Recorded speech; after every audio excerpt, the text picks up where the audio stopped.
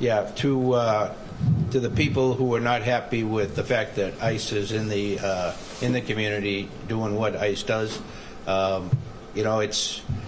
respect ICE for being a fellow law enforcement agency. They have their mission. They have their what they have to do. We don't engage in that activity, but again, we can't preclude them from doing that. They have every right to do that. What was the catalyst for us seeing the second and third day of this becoming increasingly more violent? To be able to say it's because of the National Guard, I can't, because there aren't enough on the ground at this point to make a difference. That's what is to me, Margaret, is hours later. They waited until we had officers in dangerous situations, then they responded. Now, if that was my city and I was the mayor, I would be sending law enforcement in there to back up other law enforcement officers. That's what America is about, is that we have rules and we have laws. If you don't like the laws, go to Congress and change them. If we don't like what's happening in this country, do that instead of throwing rocks and throwing Molotov cocktails and instead of attacking law enforcement officers. First, that was the LAPD chief saying ICE and federal authorities do have the right to do what they're doing, arresting illegal aliens, including many criminals. Half of them were criminals like murderers and rapists. And saying the riots were not because Trump deployed the National Guard, saying they're not enough on the ground to make a difference. Joining us now, former Assistant FBI Director Chris Swecker.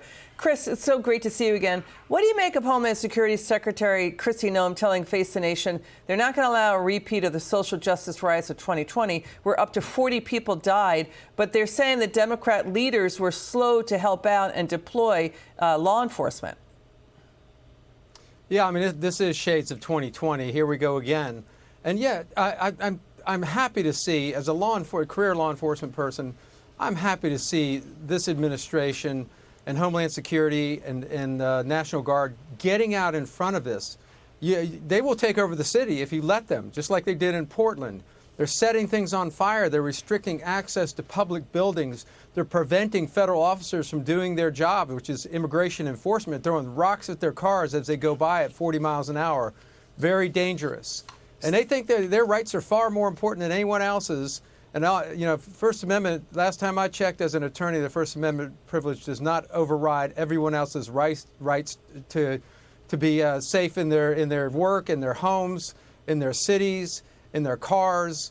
This is exactly how you deal with a riot. You get out there in numbers and control things. Don't let them take over the city. This involves major public policies like sanctuary cities and states harboring violent criminals. And the simple fix that could have stopped it dead in their tracks, these riots. Governor Gavin Newsom and LA Mayor Karen Bass still not invoking that California state law that's been on the books, where you're not allowed to wear face masks in riots or protests. They're not doing that. They're not invoking it. What do you think? Yeah, I mean, they might as well get down on the ground and get with the rioters, because they are enabling them right now. I mean, masks are the least of our worries right now. Enforcing that. Let's enforce arson laws, and let's enforce laws against property damage and assaulting police officers and other people. So again, this is shades of 2020, and I think this administration is doing everything they can to make sure that they draw a line in the sand and say it's going to stop right here. The Detroit police chief did that during 2020. He didn't have problems up there. Any city that cracked down early and contained the crowds or the rioters were successful in preventing crimes and preventing public buildings from being taken over and preventing injuries. Thank you, Chris Swecker, former Assistant Director at the FBI. It's great to see you, sir. Thanks for joining us.